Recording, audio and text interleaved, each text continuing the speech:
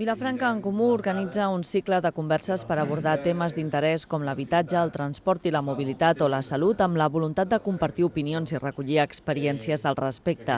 El grup polític ha engegat aquest cicle amb una sessió titulada Batec Cultural i Participació Ciutadana a Vilafranca, que ha tingut lloc aquest dissabte al matí a les instal·lacions del Casal amb la participació d'una trentena de persones.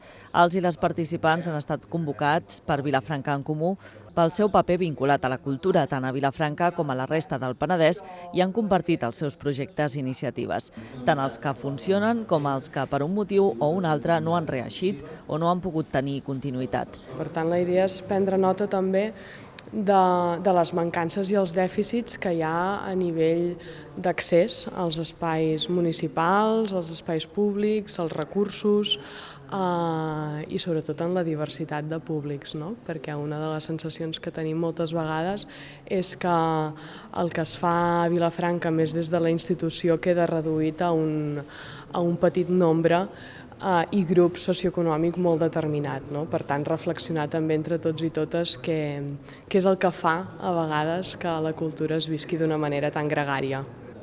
Vilafranca en Comú continuarà organitzant sessions com aquesta sobre altres temes d'interès durant els propers mesos. Les dates es concretaran més endavant.